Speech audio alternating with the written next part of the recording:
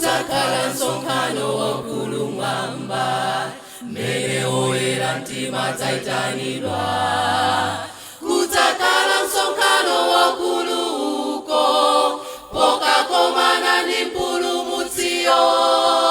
Mbuye dzalandira oyera mtimawo, omwe anapyola manda achete, ndi kufunitsitsa kudzakhala nawo pa msonkhano waukulu mwambamo.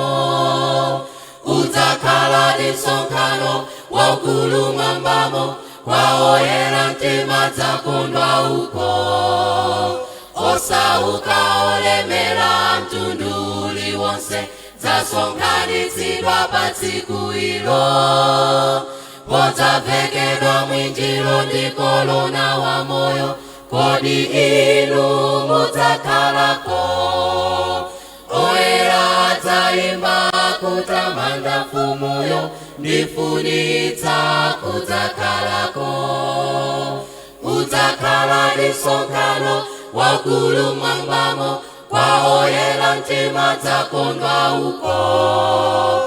Osauka olemera mtundu uliwonse dzasonkhanitsidwa pa tsiku ilo. Podzavekedwa mwinjiro ndi korona wa moyo, kodi inu mudzakhalako? Oyera adzayimba kutamanda mfumuyo, ndifunitsa kudzakhalako.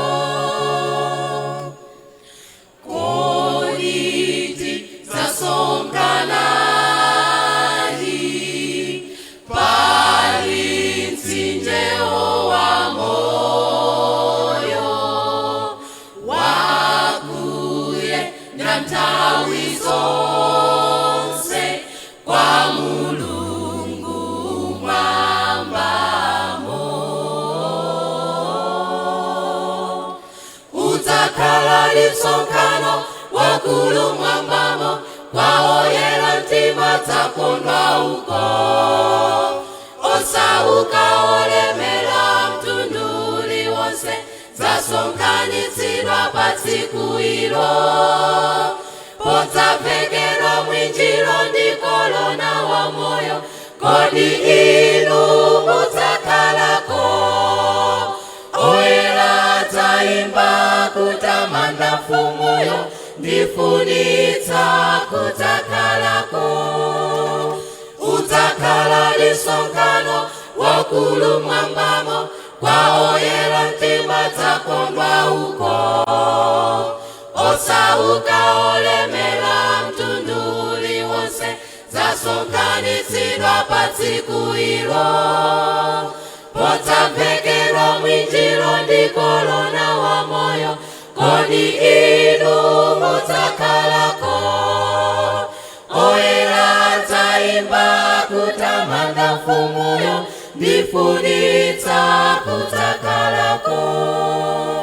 Oyera adzayimba kutamanda mfumuyo, ndifunitsitsa kudzakhalako.